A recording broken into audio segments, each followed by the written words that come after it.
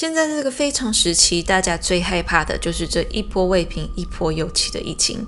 政府也不断的宣导要大家做好防疫，戴好口罩，特别是到人多的地方或是在任何密闭式空间，都一定要做好防护。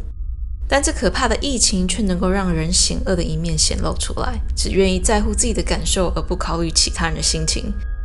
这就是24岁年轻女子 Arna Kimiai 的真实案件。这位年轻女子瞬间爆红，就因为在近期她与2位友人乘坐计程车时没有戴口罩。当司机请她戴上口罩后，她竟然愤怒地将司机的口罩拉掉，并往她脸上大力咳嗽。但这位女子到底是谁？在这非常时期，她脑袋又在想什么？她这样的行为会带来什么后果吗？2021年3月7号，一部3位女子搭乘 Uber 影片爆红。Uber 司机 Sapaka Kadak 那时候发现其中一名女子没有戴口罩，好意的请她戴上口罩，她甚至好心的停在加油站，让她可以去买口罩。24岁的 Arna 拒绝后，争执就是从这里开始的。司机请他们下车，因为她坚持不戴。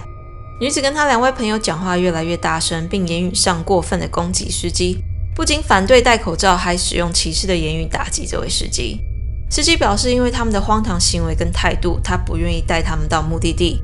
但争执变得更加严重，全部的人都在混乱中争吵时， Arna 竟然向前往司机的脸咳嗽，然后抢走他的手机。司机立即警告他不要碰他的私有财产，并赶快下车时， Arna 更变本加厉地将他口罩扯下。虽然画面中的司机看起来受到惊吓，但却保持镇定地面对这3位来乱的女子们，也让人不禁佩服他的耐心跟毅力。到最后3位女子终于愿意下车后，其中一位穿着红衣的女子 Malaysia King 将副驾驶座的车门打开，并用胡椒喷雾往司机脸上喷。3位女子的行为实在完全不合理，也很危险。所以当这个影片被上传之后，所有网友大量的分享这影片，并给予司机精神上的支持。就在影片爆红没多久，这位咳嗽女子马上就在 IG 上线直播，发表自己那边的故事。可想而知，这位女子的自白直播完全让人无法理解。能够正常清楚思考的人看了影片都知道他跟他2位朋友有多恶劣，根本不需要再听他那方的故事。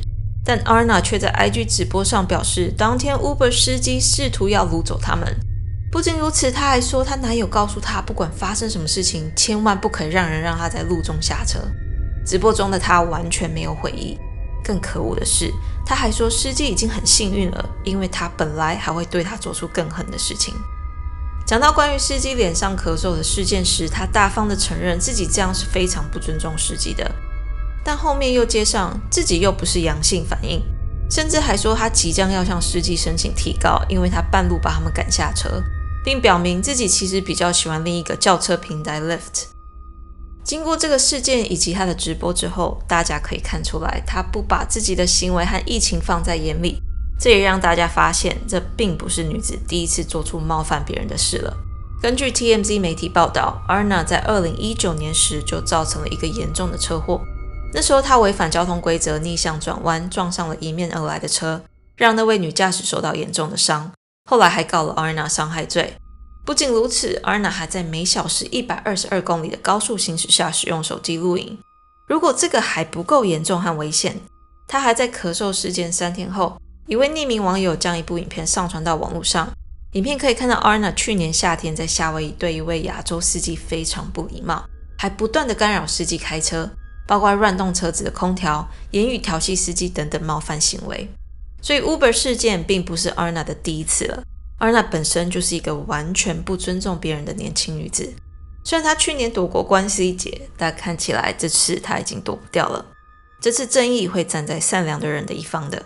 至于这次受害者的司机呢？32岁的 Sapaka Kadak 是一位从尼泊尔搬到美国工作的公民。事发过后，他被新闻台访问他这边的故事。他解释当下他真的已经很努力保持镇定了，还表示他相信如果当时他的外表不是长那样的话，就不会发生这种事情了。因为当他一开口，女子们就发现他不来自他们的国家。事件过后，许多人都对这些小女生的行为感到愤怒和失望。还有网友发起捐赠活动，为了赔偿司机的身心受创，清洗和保养他的车，并附上一些他无法工作的赔偿金。总共有4000多个人捐赠。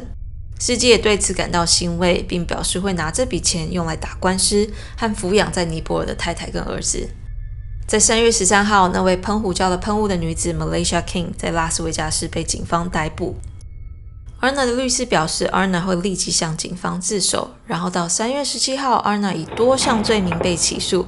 如果全部都上诉成功， Arna 可能会被罚3000元美金以及长达16年的有期徒刑。这样的后果让许多网友都拍手叫好，表示正义始终站在正向人的一方。也希望这样的结局能够让其他人正在做出不可逆的行为时慎重思考后果。这个事件是不是比灵异影片还让人害怕呢？